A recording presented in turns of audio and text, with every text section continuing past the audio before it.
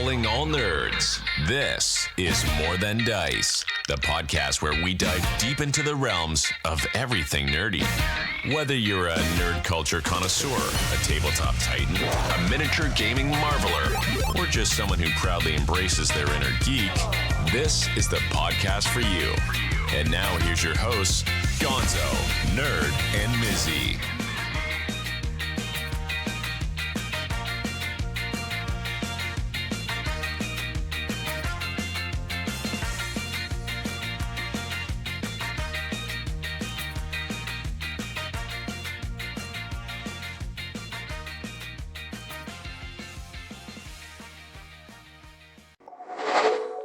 Welcome to another episode of More Than Dice. I'm Gonzo.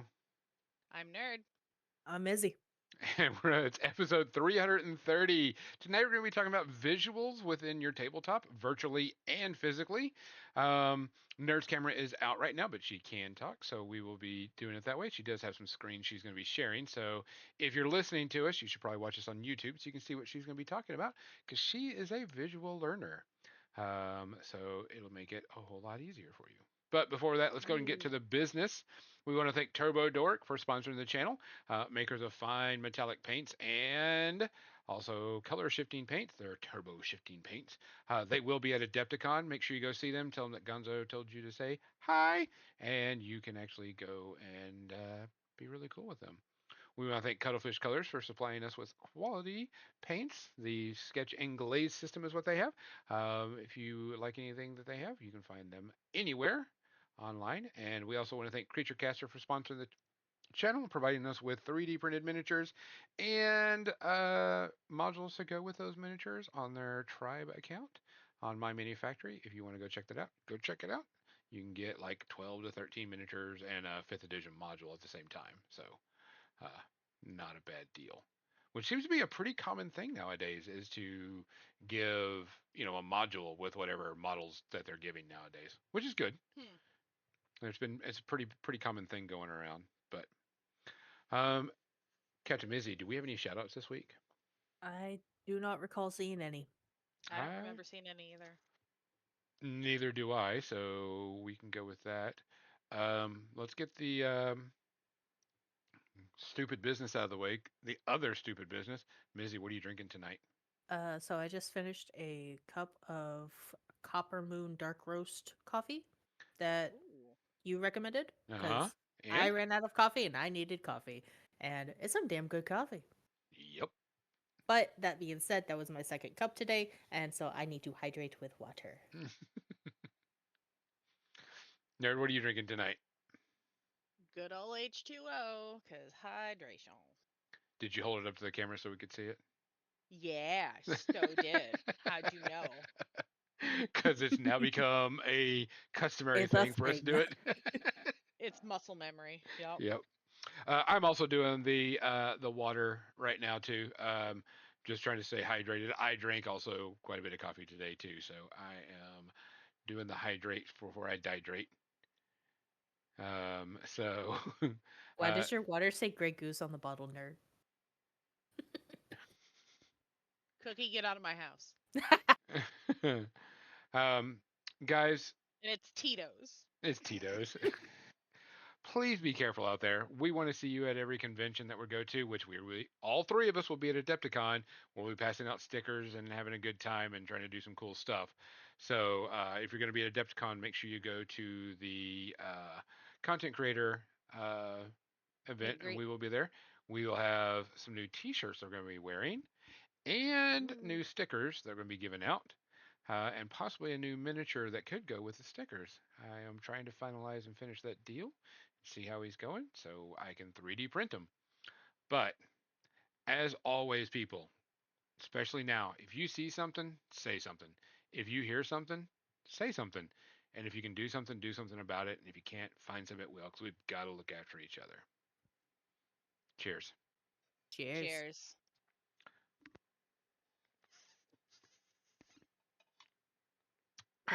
Hey, isn't that the place where, like, a lot of people know your name and stuff? Adepticon? No, cheers. Oh. Man. And we got a Hail Hydrate from Shadow Sword. Thank you. Thank I you, was Shadow trying to Sword. not get copyright struck for saying the actual line. True. So I did it in the stupidest way possible. Go nerd. So, guys, I won't be painting because we're going to be sharing a lot of screens, but I am working. If you're following us on Facebook, I am working on my Warcrow models. And after I'm done with this Warcrow model, I will be working on my D&D model that I am playing in Nerds. I'll give you a sneak peek of what he looks like so I can get him to focus. Graham, don't look. Graham, don't look. Turn your eyes. Avert your eyes. He's not going to show up. He's not going to. But he's there. Um, and That's a redheaded elf boy. Oh no, I looked. But I'll be working on that. I'm actually using this character to try out a paint scheme that I have for the elves I want to do for Warcrow when I pick those up at Adepticon. So it's also helping me out. And I printed like 3 different versions, 3 different sizes of them, so I can kind of test it and play around with it. But it's also letting me, because I'm using all the Army Painter's speed paints to paint this model. So I'll eventually. Are you liking the speed paints, Gonzo? Oh no.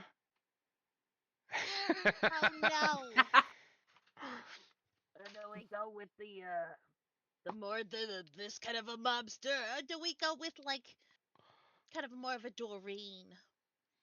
I don't know. We haven't really established a voice for this one. So far I've liked the speed paints. They do have a distinct smell to them. I've noticed that there's a distinct smell to them. But I'm going to be using the brown tonight. The flesh color came out really well. The red is a little bit darker than I wanted, which is not a bad thing. It's just I need to learn the colors, what they look like, because I did do a zenithal sketch, slap chop, whatever you want to call it, on it. So I'm waiting. Shadow Sword, I am not tasting these paints. I would not recommend tasting the paints. But I have broken myself of the brush licking habit, so I no longer have to taste paint. It's kind of nice. But I am going to be doing some mixing and some other things on it just to test it out on this miniature because it's got some different type stuff. But I did like the flesh color I used. The green is a very, very dark green, which is what we were going for on the character. I may use a lighter when I go to the Warcrow models, which if you haven't seen the Warcrow elves, go do it. They are legit cool. Um, and then because this is the paint scheme I'm going to be using on my uh, elves, and I have 3D printed mushrooms to go on the bases because I know everybody likes a good shroom. So Booms. this is the color paint scheme that I'm going to be going with. It's very fall, autumn type look.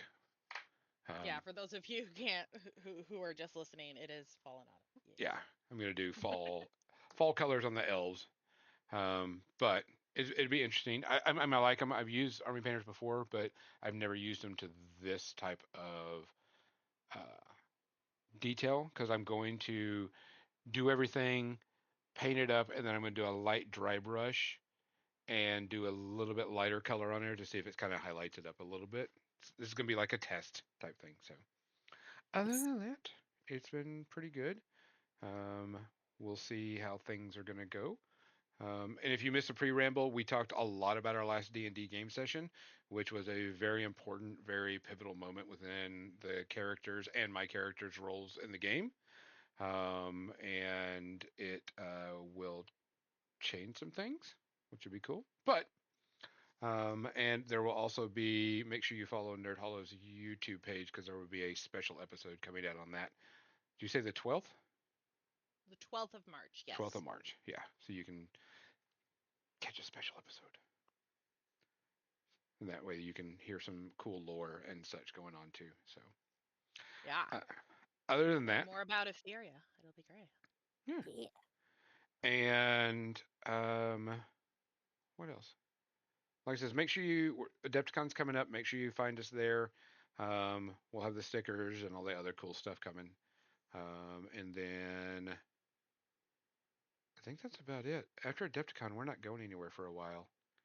It's We're just too. taking a break after Adepticon. Yeah. Yeah, I was gonna say I won't. Travel I break. yeah, say I have nowhere to go until what's it? Dragonfall in October. Yep. So, although there was some word said in one channel about a Airbnb D&D session, um, but Full we'll have to wait. weekend. Whole Tomorrow. weekend of D&D. Yeah, we're gonna have to wait on that one. Yeah. I may poke the bear and try to figure something out on that because I have some ideas on it. Because you know me, you give me an idea, I run with it. So That's why if I want to do something, hey Gonzo, help me figure this out. I'm like, here it is. This is how you do it. So let's go and get to the business of the show. Nerd, do you want to go and start sharing your screen, or do you want to talk about everything first before we go and you share your screen? I am much more of a explain as I go kind of person. So Okay. let me share my screen. So we're gonna switch over to a different screen. And Nerd's going to. We're gonna watch her stream. For those that don't know and those that aren't here, Nerd is actually sharing her Roll20 with us that from the last game session, technically. Yes, this is basically where the next session will start. And the reason why we did this is not only last game session, but a few other game sessions before this, and also in my personal one, and talking with GM Eric. If you haven't watched that episode from last week, you should or listen to it. Um, Yes. he's a It's such really a good nice guy. episode. He's really fun. I got to hang out with him a little bit more.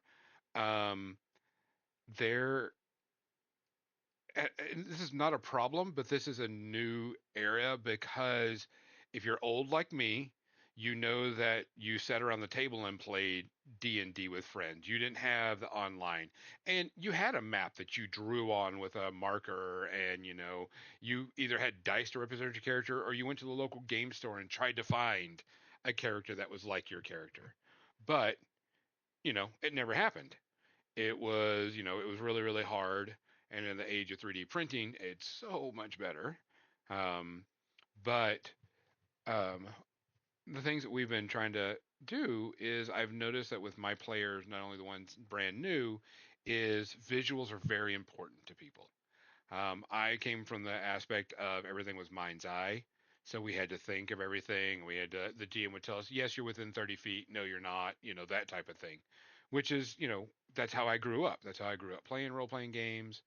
Um, didn't have this. And quite honestly, I don't know how to fucking do Roll20. I honestly do not know how to do it. I mean, I know how to move a character on the screen, but if I were going to run a campaign and they told me to do it in Roll20, I'd be like, I'm out because I don't know how to do it. There is definitely a learning curve. Yes. I'm not gonna lie about that. Yeah. When it comes to running games online, there's a lot more visuals that you can provide, but that programs like Roll20, Fantasy Grounds, why can't I think of the other one?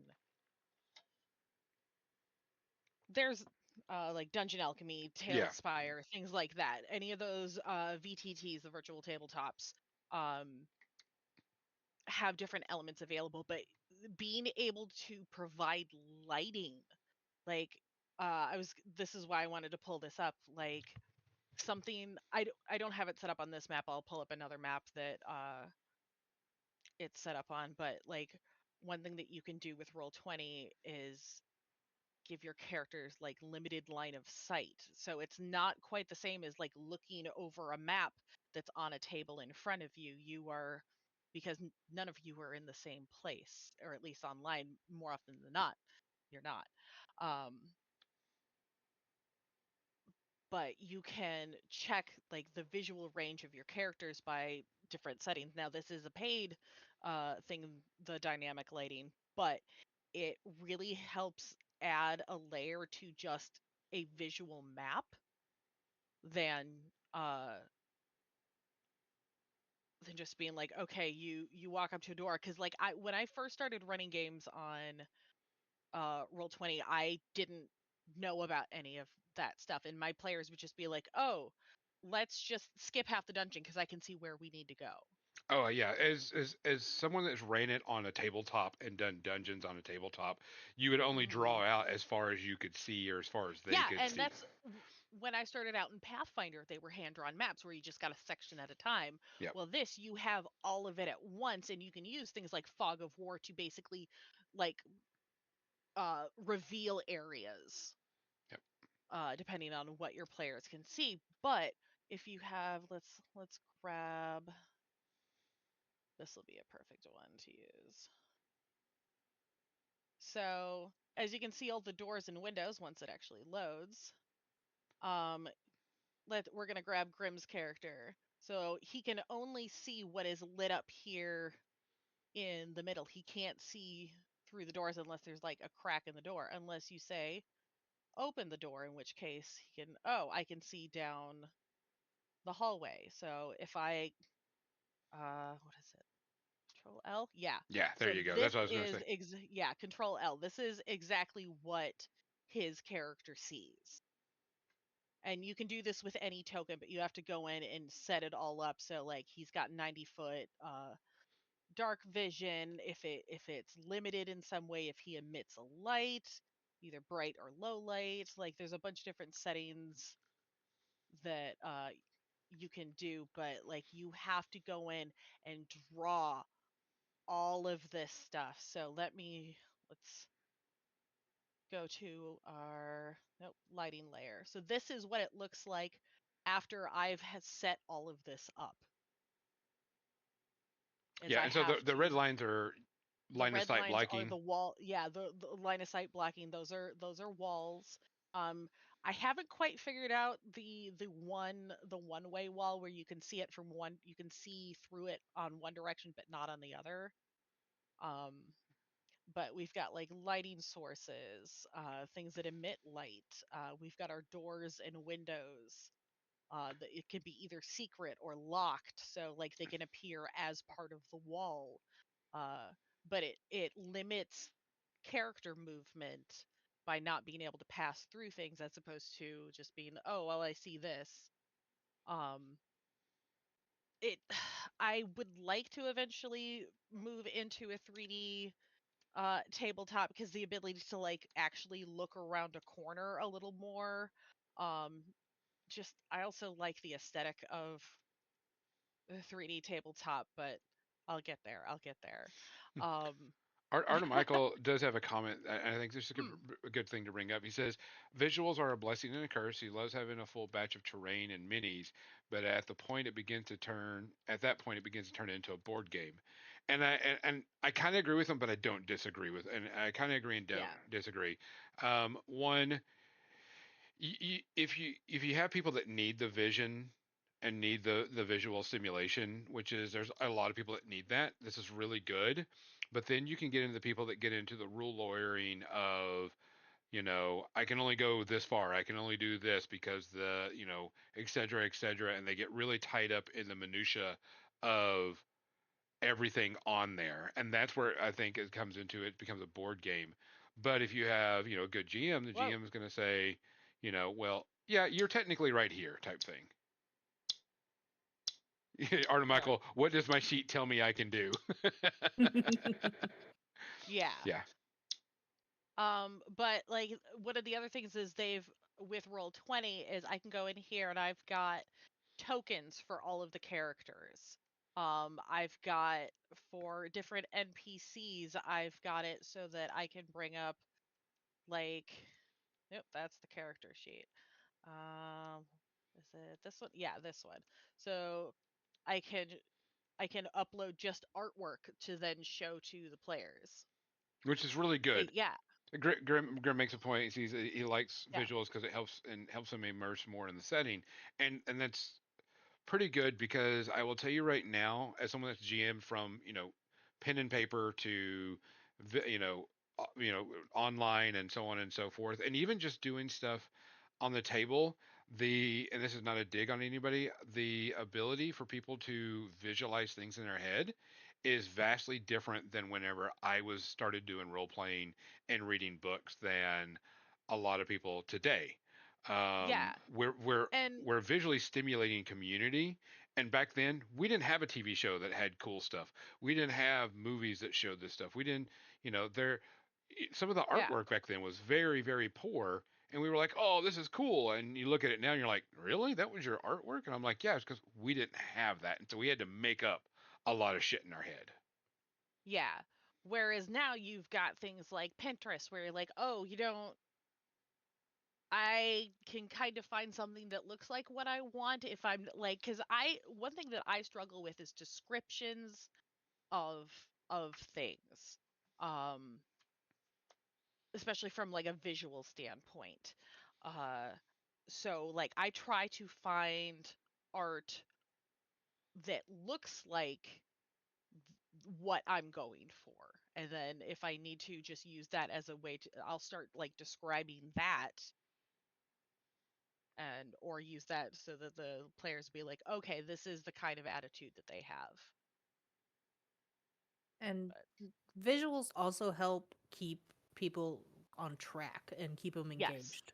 Um, there are times when I scroll if I don't have something to visually look at, Yeah. and And I I have, know that's and a lot something of that I people struggle struggle with that. with. Yep. Uh but yeah, like with Roll20, it's primarily like just maps and things like that. But like one of the things that I have is I have two different versions of my world map. I've got the version that my players see and are allowed to draw on, and then I've got the version that my co-DM and I draw on and write on. So I'm waiting for this to load. Why is it being so slow today? There it goes. It knows that we're It trying to do knows, important things here. right? So yeah, like we also use Hero Forge for creating the minis so that I can get an idea of how my players see their characters because not all of us are great artists, but we use the tools that we have available to us. And not all of us And have the Hero time to Forge is free. invest. Yeah. We don't have the time to invest the skills to do exactly what we want. Uh but yeah, I make it work. I like to help. Yeah, like Grim said, it helps to immerse yourself in the world, and it helps me when I struggle to describe things. So, I'm trying to think if there's anything else because this is primarily what I use. So, Well, I mean, one of the things that has come up about this is, as someone that's a mind eye theater role player, we can visualize, hmm and the GM can describe, and we can go with it. And like Grim is saying, a lot of people, this helps them in the immersion setting of it. And the good thing about this is you can bring up, and you did it on here, you brought it up, and you can say, hey, this is what this person looks like. And it actually kind of cuts down on that descriptive time. Because if I were to yeah, say, you know, what my character looks like, in on the table, I have to go through the thing and say it and so on and so forth, which is not a bad thing. It's just this is a quicker and easier. And I'm going to tell you some of the things I've learned in the jobs that I've done and everything, and in our society now. If you can't grab someone within 7 seconds, you're going to lose them. Our community, our people, everybody, we are in such a, I don't want to say frantic, but such in a way that we seek instant gratification quite quickly hmm and And our quite attention often. spans are trash. Yeah, our attention trends are horrible, and this is something I've seen as evolution of role playing, because I tried to include people on a game that I liked immensely a lot, but it is a game that requires you to be more engaged and you to do a lot more, and it failed. And not because it was a bad game system, it's because it's not the game system that these people need or can use, because it is a different system that requires a different set of skills and a different way to do everything. Um, this is also why people have started bringing TVs to their role playing game sessions. I don't know if you've Mhm. seen the people have been flipping their TVs on their back and using those, and the GM has been, manipulating the TV set to, you know, make maps, use miniatures, Yeah. so far. But it also people get a little bit more invested when they uh, see their miniatures or create something visually with their models, whether it Mhm. be artwork or uh, be doing a model in Hero Forge. They get a little bit more invested because they can see it, they can feel it, they can touch it. It's more real for them. It Um, activates all the senses. yeah, because I know I like right now, I have characters that I played 30 years ago that I can tell you exactly who they were and what they look like and so on and so forth. Could I recreate them now? Probably, but those are so ingrained in my thought because we didn't have these tools when I was role playing. Prime example, and Mizzy kind of freaks out about this when I tell her about it. I was playing a campaign where I played 5 characters at a time.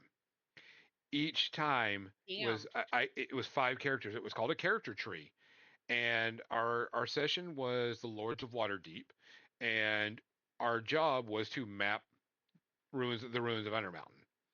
Mm. And you started off with one character that was your main character, and then you built 4 others, and then you could move around and play those other characters because your main character could be doing something different for a week because they were working out trade agreements with local people. This person could have been doing this, and then this person, and also the game was very deadly, and so you could lose somebody, and so this kept you into play. And I can tell you all 5 characters and everything about them. I can describe you the entire warehouse that we built to house all these characters, and then our personal graveyard we had in Waterdeep because we lost so many people, um, and such. And I can give it because it's all in my mind's eye. Nowadays, most people can't handle more than 2 campaigns because Yeah. So, everything is crazy. so how did you keep that straight in your brain? Because whenever I'm playing D&D, I have to be in a very specific headspace for the character that I'm playing.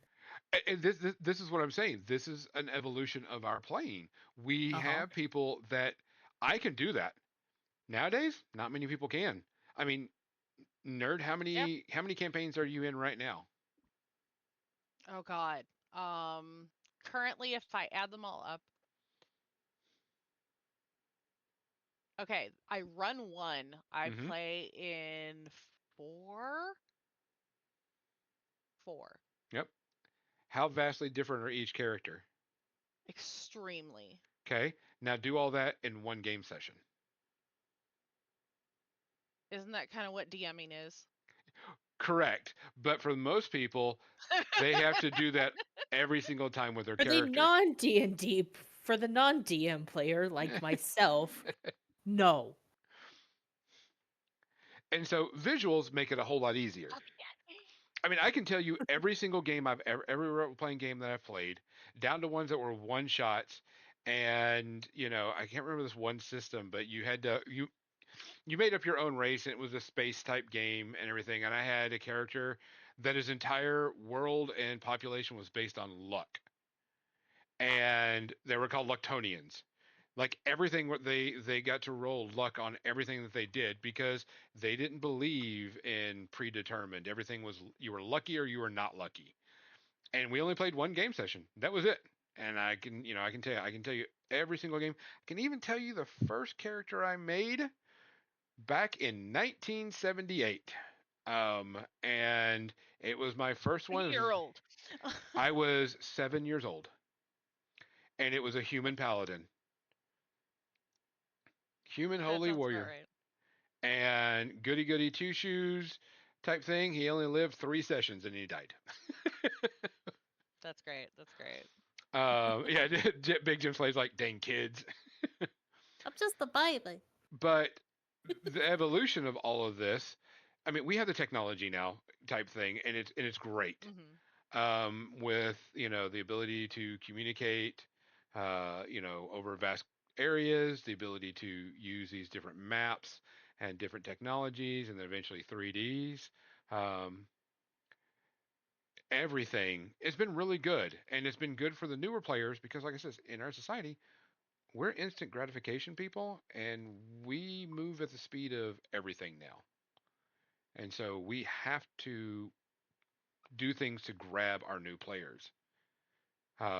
I know of a friend of mine that runs D&D at his local school for, students. It's the same thing. He says these kids need gratification and to be engaged every second of every minute. And if they're not interested. So, got to have these visuals. Give us some more things that Roll20 does or whatever so you can kind of expand on that. That's really they have animated tokens. I don't own any. But one of the fun things here, let me just zoom into somewhere so I can throw down some that's a little too far. There we go. Throw down some spell stuff. Oh, the spell effects, yes. The spell that's effects. a big help. Yes, the spell effects are a huge visual, so you know what's getting hit. Let me go back to a map. Let's go to the exterior of the beacon, because that way we got some squares. Give it a second to load. Okay, so I've got, say you need, come on, Roll20. I know this is a big map, but say you need a 10-foot radius magic circle. Each square is 5 feet. 5 feet. So you just drag it out to whatever size you need. Or say you've got cone of bubbles and you need 15-foot cone and you need to know what it's going to hit. Boom, 3x3. I don't know. There it goes. Finally loads. Yeah, we've got, there we go. Column of fire.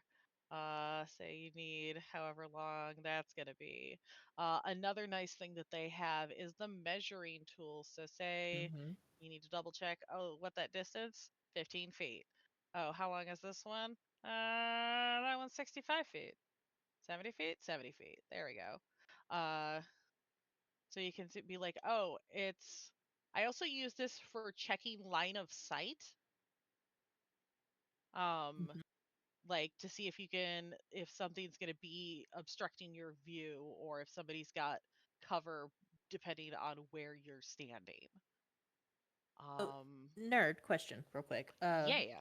Arta Michael Laveau wants to know, are you allowed to download any of the content you create for your games with Roll20, like Monster Stats World or all that? You can upload your own stuff into audio, but it's mostly you upload your own stuff. You can't, like, if you have purchased assets, there is a way to access and save those, but I can't remember what it is at the moment.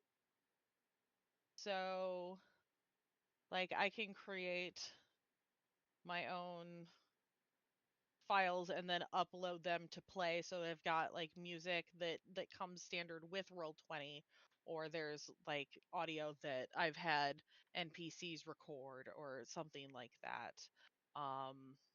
I will say that having that audio also is really immersive as well, because it helps set it the is not a tone. visual. Auditory is still important. Yeah, Senses. and that's something that Let's engage the senses. Something that's really come out with this, I think, has been better. And there's a lot of people out there is adding like the chatter in a bar or the outside. Or here we can have the outside of a forest. So we've got like chirpy birds. Okay, I wanted to make sure that was working. Yep. So yeah, I can just add this in the background and just make sure it's not too loud, that you can hear yourself and your players over it, and it adds a nice bit of ambiance. And a lot of this stuff just comes with You go to tracks, and then they've got tabletop audio, battle bards, and Incompetech. These are all royalty-free audio to use. So like, for someone like me who streams my games, it's nice to and uploads them to YouTube. It's nice to not have to worry about copyright strikes. But yeah, I've got journals so that I can like assign tokens, or like if I've got items for a player, I can like drop it in here so they can go through their different folders and be like, oh, this is so and so. And that you get like they can, like, I don't remember what they look like. They can go back into their journal on Roll20 and see the picture that I've shown them already, or put in their journal so that they can look at it. So, that things I did not realize I could do, but now know. Thanks, nerd. You're welcome. That's what all those drop downs in your journal are. There's things in them. They're folders. Journal. Yeah. The journal is the thing that it. looks like a book. It used to look like a newspaper, and I don't know why. But yeah, then you've got your map layer, your GM layer, which is nice because I can throw like a token down on the GM layer so I can see it, but none of my players can. Which is really fun. Another thing that we haven't really talked about is dice rolling, because yes. there's we roll dice, and one of the big things when we first all this started going on is there was no dice rolling program online. You either had people rolling dice, at their, on their desk, or finding some obscure thing. Because when I did the online Star Wars game, we found one, and that was a very specific dice rolling system, and we were able to show it. With Roll20, it's all D&D, so it's much more easily accessible, type thing, which is good.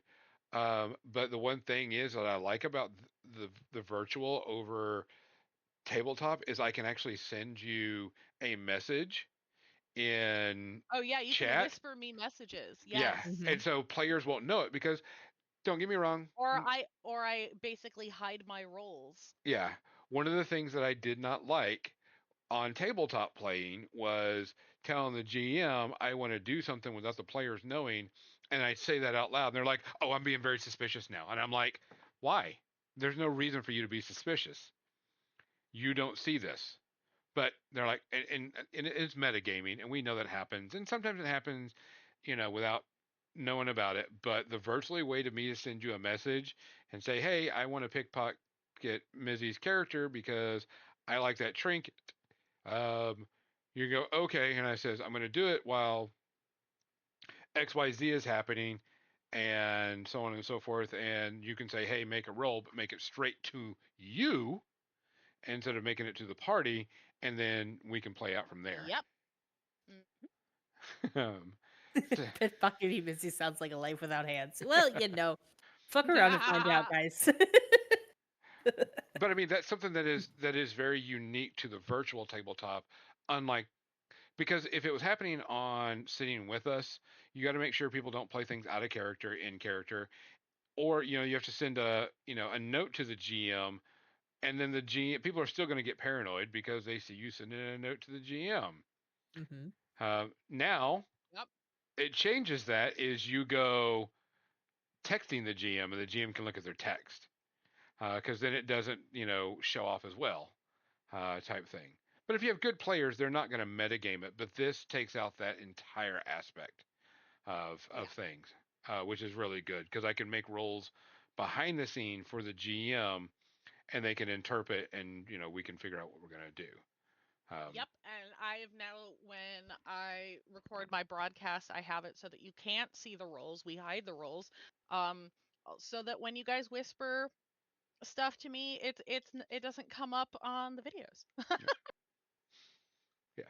And we talk about that after the fact of what happened, because that's part of the game. Because like, "Hey, I did this," and you're like, "You motherfucker," and I'm like, "Well, bitch had to try to die. I almost got her." So You bastard. You bastard. Almost only counts in horseshoes and hand grenades. Yeah. I hope she gets a good I scar forgot to from it. talk like a mobster for 15 minutes. My bad. Oh well. I guess I gotta go back to this. My Um, name's Doreen. Sorry to anybody named Doreen, but that is my mobster name. one of the things also, like I says, the music sets the tone.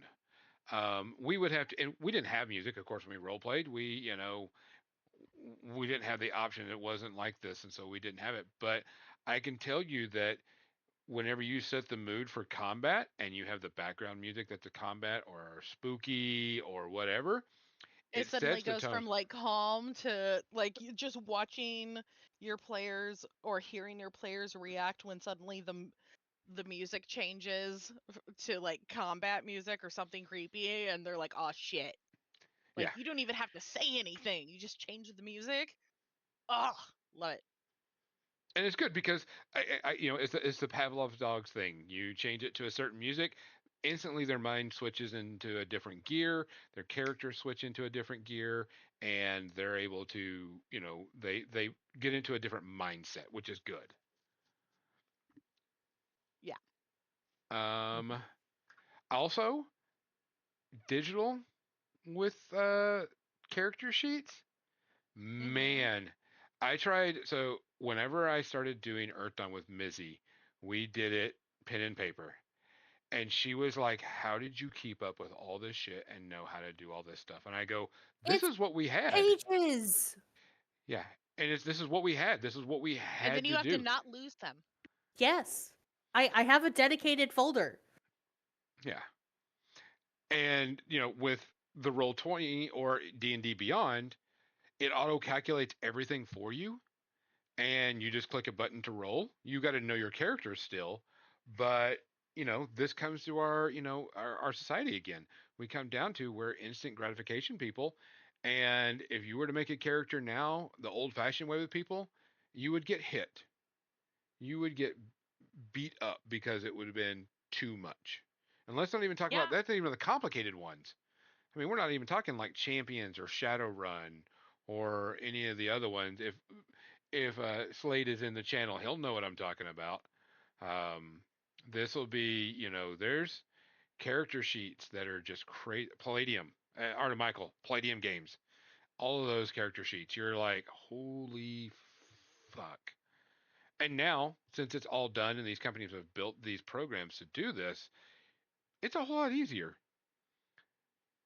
And it's a whole lot better for the community in a whole that they can just click a button to roll damage, click a button to do anything. Don't get me wrong, it's still great to meet at the table, and I would 100% rather us be sitting around a table with miniatures and so on and so forth than Oh anything yeah, else. being able to see each other's faces Mhm. and react and you get the body language with it. That Yeah. is the one thing that I'm glad that we've got our cameras on at least behind the scenes Uh-huh. so that we can see each other react. Yes. I just wish I could see more of you guys more often, but I'm having to focus on the more often than not I'm focused on what's going on the screen. So, And having our cameras on helps us feed off of each other too. yes. So like when something funny is happening and Dan is Somebody falling out of his chair. That was what I was gonna say. Yeah, watching one of your players literally slide out of their chair, in laughing at the audacity of another player. It's It was great. what Great. chef's kiss, man. Yeah, I mean, like I says, if we could get, in physical space with each other, it would be great. But we have people that are across the pond, people that are, 20 hours this way, 10 hours that way, an hour this way. And with our society and our ability to get together, it's almost impossible. I have a in-person game session and we've played what, twice? 3 or 4? Three times? And 3, 3, 4 max, but yeah. yeah. And it's like, well, we tried to get together, couldn't because snowstorm. Um, couldn't the other times because people have got things they can do, so on and so forth. But we're now getting together this weekend, and it's been over a month since we played. If we did it virtually, we could have done it whenever. Yeah. Don't get me wrong, I love. Virtually, there's nothing wrong with virtual. I just prefer it in person because I'm a social person and I want to see my Mhm. friends and hug my friends and talk about life and all the other stuff. But we can't do that nowadays. If there was a realistic way to combine both the in person and digital, that would be fantastic. But Yeah. again, realistically, with travel and logistics, it's just a nightmare. Yeah. Um, And anxiety. yes. Uh, Arda Icy Michael brains. comes in and it was very interesting living through the Satanic Panic time era when it came out and it happened because D&D was considered satanic, and but he says he was allowed to play Robotech or TMNT without any issues, and I played it all. I'll be glad when they bring out the TMNT, the new books, because I want them again. I gave John all my old Palladium stuff, but I want new stuff, and TMNT was great. I had a porcupine mutant that I loved. He was almost a rapier using because you could pull quills off and use them as like rapiers, and he was a flamboyant porcupine. um, but That tracks. the Satanic Panic, if you can find documentaries about that are good, it is so weird to see that now that what people were freaking out about because you were like, really, really, they were going crazy about that. Um, but I mean, the time that we were playing in with that stuff and just getting to it, because I remember going to a store and you saw all the box sets sitting on the shelf and looking at the box sets going, ooh, what's this? Ooh, what's this? Ooh, what's this? And there was so many varieties of games or new module that came out because you didn't have anything. Boy, they're really bad, huh?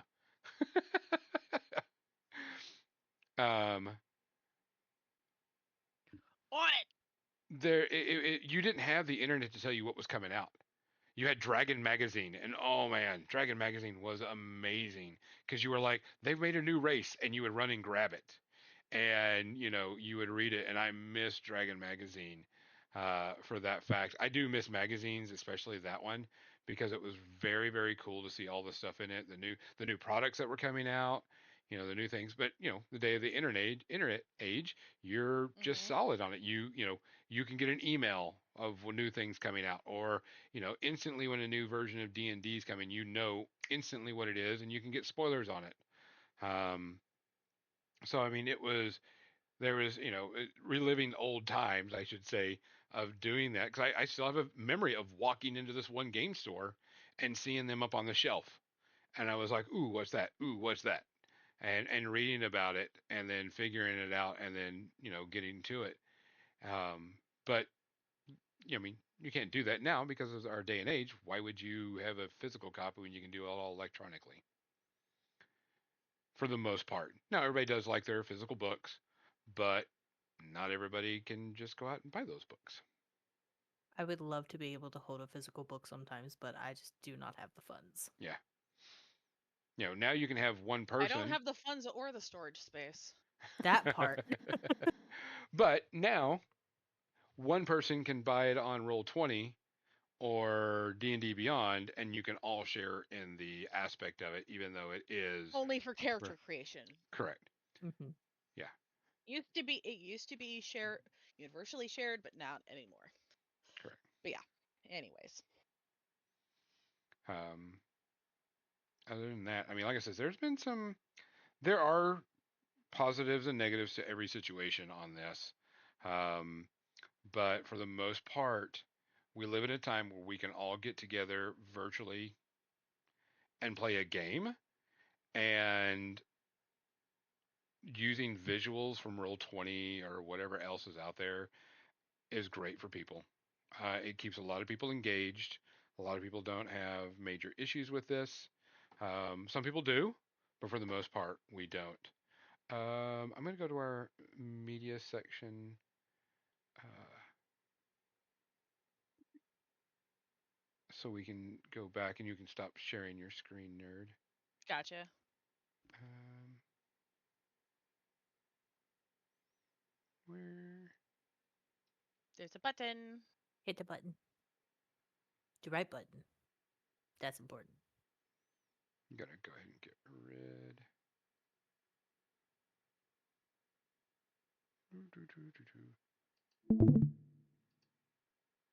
And then we'll switch over to go back to us. For some reason, the media screen is not working. But I think it's really, really good, especially for today's role players. Not only for visuals, but getting together because we really can't a lot of times. Most of my friends are online and at least 6 hours away. Yeah. Yes, same. I think my closest friend is 2 hours.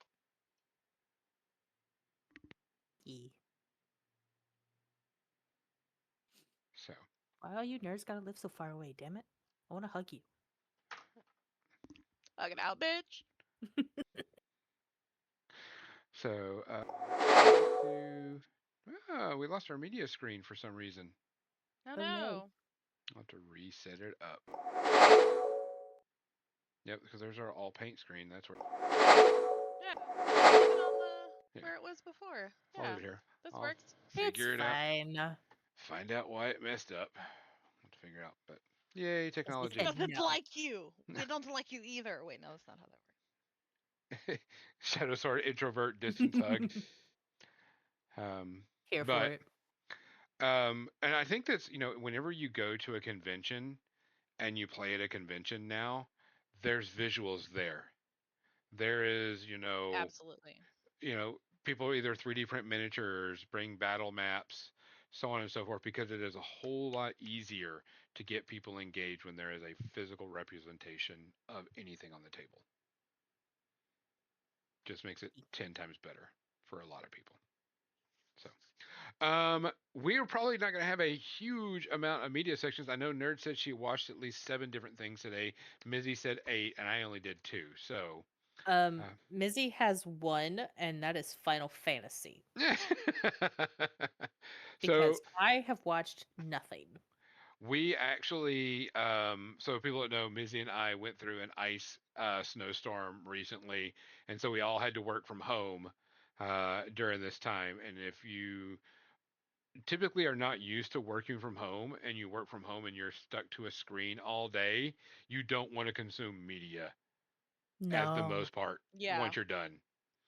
And anything you want to do, you want to break away from it and do whatever. So you do painting or, whatever to get away from it. So we didn't get a lot of media watched this week. So I painted all day, most all day Saturday, actually. Yeah. That's actually. Sorry, go ahead. No.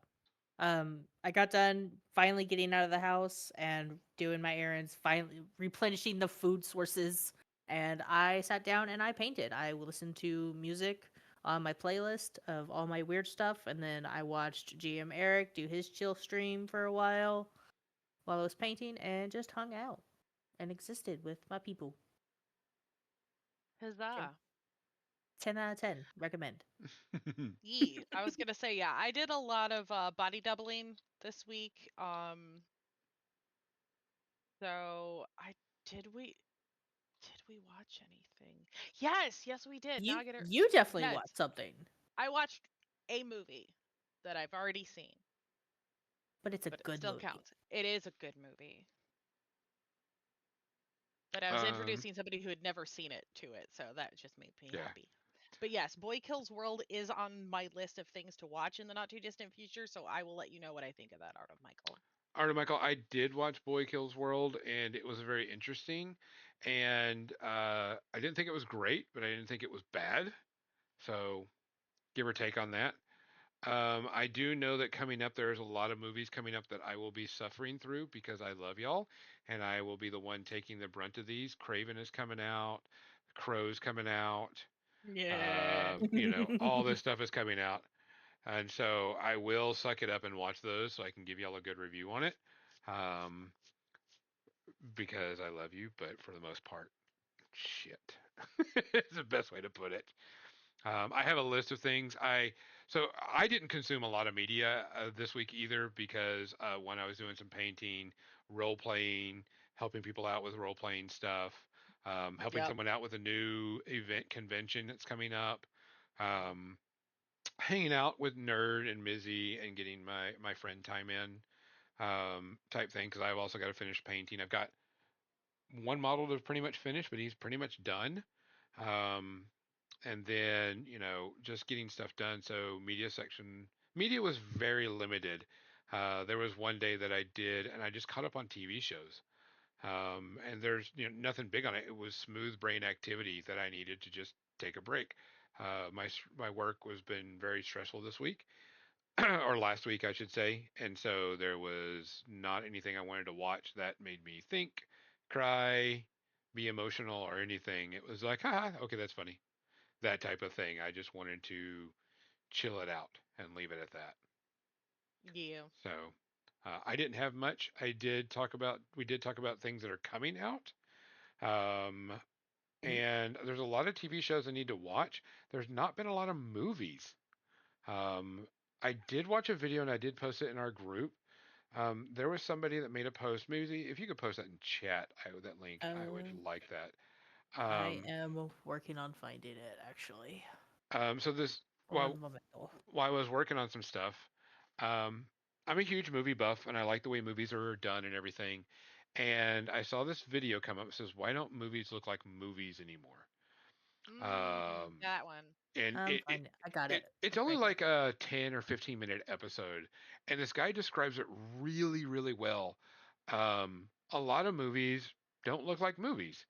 A There lot you of go. movies, they look too crisp, too clean, too unrealistic is the best way to put it, in my opinion. They don't look like movies. They look like, sound stages, or everything looks artificial, and they really bring into that. And I really liked watching this video and also seeing, because he does a lot of comparisons between modern day movies and movies this, and I thought was that one of the most interesting things is one of the last good movies that showed what a good movie is like is the Lindsay Lohan Parent Trap movie. And I was Oh like, wow. what? And he showed videos and clips of why things like that and why it is Hmm. and the way the cinematography worked. And I was like, yeah, I really didn't think about that whenever, I'm watching it, because movies have changed. Mhm. Movies look different. Some people are calling it the Netflix uh, filter, because everything has to look, because of HD and everything else, everything just looks so artificial. There's no dirt, no grime. You can see Yeah. this, and he makes examples of The Last Boy Scout, um, and Seven. Mm. So Mhm. there's things look gritty and things act and show up differently, which I thought was really good. For anybody that likes movies, it's a really good watch. And like I said, it's only like maybe 15 minutes or so. So, you know, go check it out. Mizzy, It you put it is. on there? I did. So it is actually less than 8 minutes. Oh, yeah. But So, it's why do movies not look like movies anymore? but I also checked that out today after you sent it. Pretty interesting for sure. So, yay. Mizzy, go with your Final Um, Fantasy. I am currently going through the latest expansion of Dawn Trail, and holy shit balls. Okay, dungeons are harder. Yes. Um, I died so many times today going through one of the dungeons. It wasn't even funny, and I was getting frustrated. But I do like that it's more of a challenge.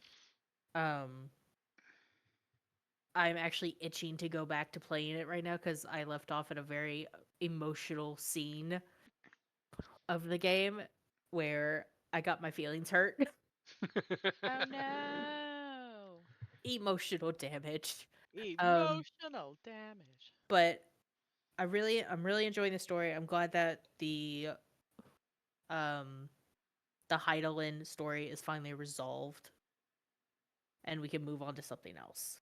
So excited to see. And then because I've seen Gonzo play it and I know what the final area looks like, I was really disconnected on how it ended up to that area. But now I'm finally getting to the point where it's all connecting. I'm like, okay, I get this now.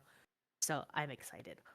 Also, I this week I also finished up getting all the Manderville Reaper weapons, so now I have a blue and purple glowing scythe. Yee. Very excited. So, yeah. Um, not gonna give it a full. Not gonna give Daunter a full review just yet. I still got about halfway to go ish. You got this. Yeah. So that's what I got. Nerd. I watched one of my favorite movies. I was having kind of an off day and I wanted a quote unquote feel good movie, um, which came in the form of Knives Out, which is, if It's a you good haven't movie. seen it, I can't recommend it enough. Do you like murder mysteries? Do you like really, really good group casts with lots of snarky actors? Then you're in for a treat. It's a great mystery, very well acted. Daniel Craig playing the private investigator, uh, and it follows this rich elitist family after the patriarch of the family has just passed away of a supposed suicide. um and it's just a great whodunit. um Also, I can't get enough of Chris Evans just being an asshole after he was Captain America for so long. Yes. I will gladly watch him be a smarmy git for all day. So a definite 0 out of 5 for that one. No space harpies, none. Also Glass Onion, fantastic, but we didn't watch that yet. Really, really good. Glass Onion. I have seen it, but we didn't watch it I like it recently. better than Knives Out, in my opinion.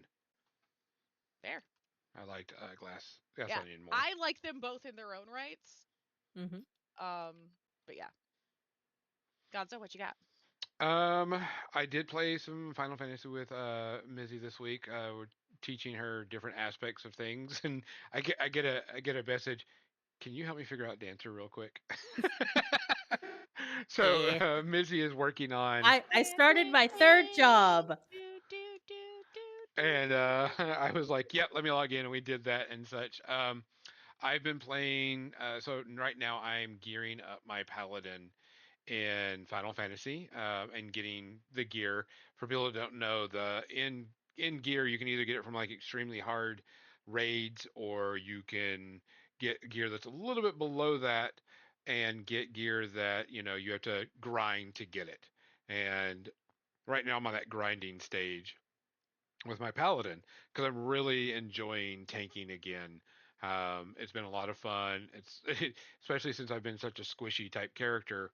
The ability to go, shit, I'm in this AOE. That didn't do hardly anything to my body, and it would have taken like half the health of all my other characters. And I was like, shit, I don't care about this. I'll stand here and not worry about it and heal myself. Hey V.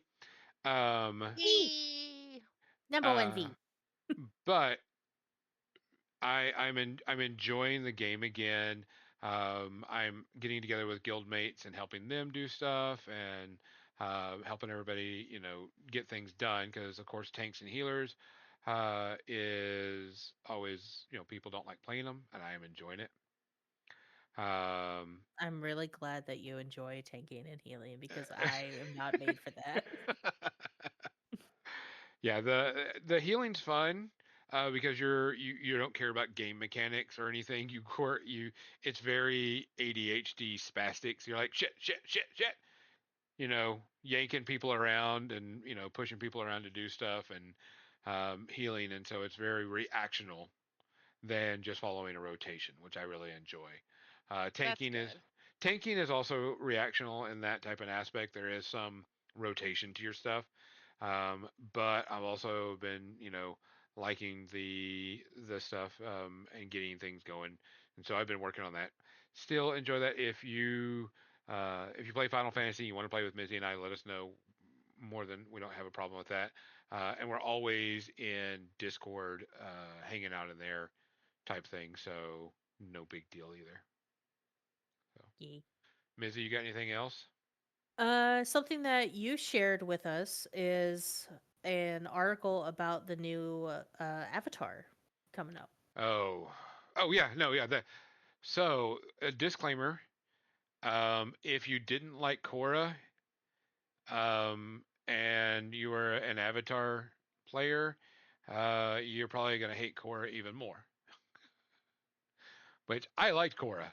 I liked Korra a lot. I thought it was great. It was a very grown-up Avatar feel to it. So go ahead, Mizzy. So, in that aspect, I'm gonna have to rewatch Korra because us binge watching it in a week was too much for me, and I don't think that I was able to fully enjoy it the way that I wanted to. That's valid. It's on Netflix. So the Yes. whole thing about this new series is the world has been broken due to, and here's a spoiler if you haven't watched Korra, but due to Korra bringing back the spirits and the spirit world and all this stuff, the planet is actually broken. I guess there's going to be some giant cataclysm, and it's Mhm. actually going to. We possibly believe that it's going to push their technology back a bit. And this avatar is now an earthbender, and they blame the earthbender for what's happened to the world. Oh So, no. So, an so aspect that's different is that this Earthbender is going to be a twin. I'm hmm interested to see how that plays a factor into it as well. yeah. So I'm interested in it because I'll be anything in that world is I'm Because interested in. Avatar, Yeah. yes. We don't know the full details yet. We don't know everything. They're just giving us teasers. But I'm with Shadow Sword. Korra was great. I enjoyed it. I I have will do not a seen it. rewatch at some point. So I thought you were going to talk about the Magic the Gathering avatar. Oh, Oh, that's what I yeah. thought too. Yeah. Honestly, I So forgot about it. their Magic the Wizard of the Coast is bringing out a Magic the Gathering set based on the Avatar universe. We don't know the full details on it, and I'm like, okay.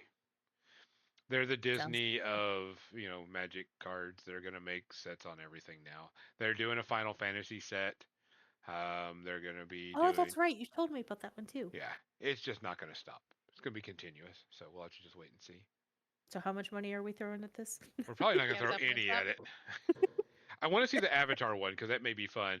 The Final Mhm. Fantasy one, I wasn't. It was just okay. Yeah, the characters they have on there for the commander decks, I was like, not too into it. Now the Avatar one, maybe a different story. I'll have to wait and see. Now, if they had made a Manderville deck, all bets are off. I would have take my money. Yeah. Depending on the Korra one, Can I and if tell what? Can I tell? Can we tell what your favorite part of that game is? No, not at all. Never. Nope. Mm-mm. Godbert Manderville is Chef's Kiss, and I will die on that hill. I will not be taking arguments. You are wrong. Thank you.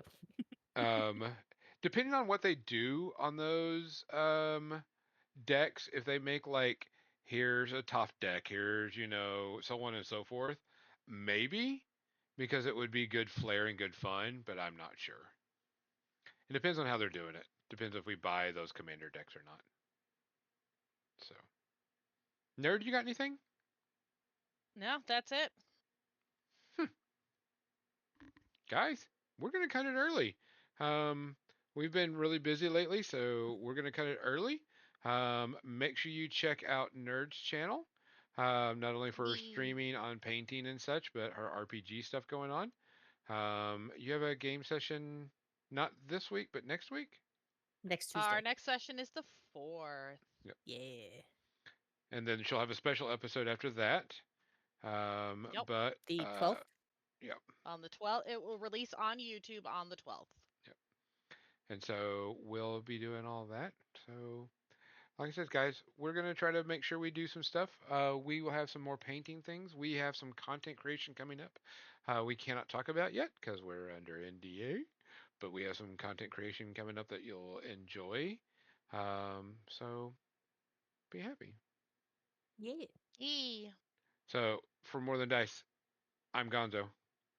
I'm Nerd. Now, Mizzy. Be safe out there, folks. Thanks for listening to More Than Dice, making the world a better, nerdier place, one dumb joke at a time. Be sure to subscribe wherever you heard this podcast so you never miss a future episode. For more nerdy action or to connect with your hosts, check them out on Facebook.com/morethandice and Twitch.tv/more_than_dice. Until next time, stay nerdy, stay proud, and we'll see you soon on the More Than Dice podcast.